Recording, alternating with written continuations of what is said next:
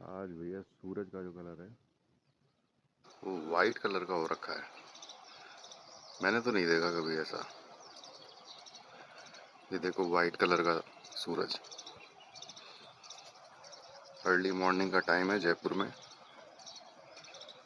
और जो कलर है वो बिल्कुल वाइट